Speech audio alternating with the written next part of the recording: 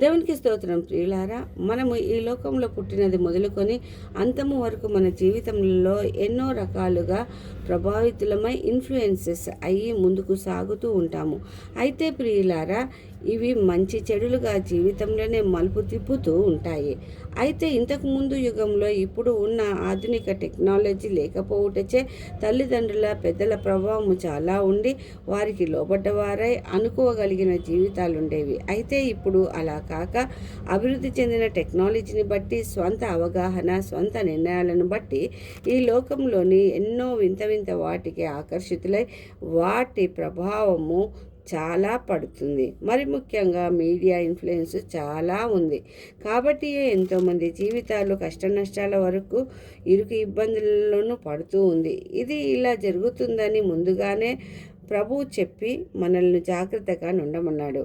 ఎస్తేరు తన పినతండ్రి అయిన మొర్దెకై ప్రభావముచే షూషను కోటలో రాణిగా ఎన్నుకోబడే కన్యకలలో నున్నను, నీ జాతిని వంశమును కనుపరచవద్దు అనగా దానికి లోబడి జీవించుటయే కాక యూదులను చంపవలనన్న తాకీదురాగా దాని నుండి యూదులనందరినీ రక్షించుటకై రాజునొద్దకు ప్రవేశించుటకు న్యాయ వ్యతిరేకమైన పరిస్థితులు ఉన్నను మొర్దెకై ఇన్ఫ్లుయెన్స్ను బట్టి నేను నశించతనని ముందుకు సాగి యూదులకు విడుదలను తెచ్చింది.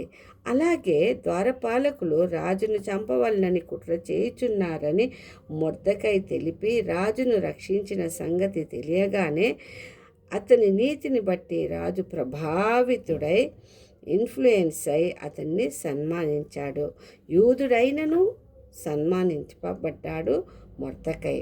ఇలాంటి మంచికై ఇన్ఫ్లుయెన్స్ అయి దేవునికి మహిమ తెచ్చేవారిగా ఉండాలి. కానీ అలా కాక హామానును ఘనపరిచి హెచ్చించి వాని పీఠము తన దగ్గరనున్న అధిపతులందరికంటే ఎత్తుగా నుంచినను, గర్వముతో, కపటముతో, ద్వేషముతో, తనకు వంగి నమస్కరించలేదన్న కోపముతో మొర్దెకైనే కాక మొత్తం యూదులనే చంపుటకు ఆలోచన చెప్పగా దానికి రాజు ఇన్ఫ్లుయెన్స్ అయ్యి రాజయ్యుండి కూడా తను నిర్ణయించుకోక తప్పుగా యూదులను చంపుటకు సమ్మతిని తెలిపినాడు.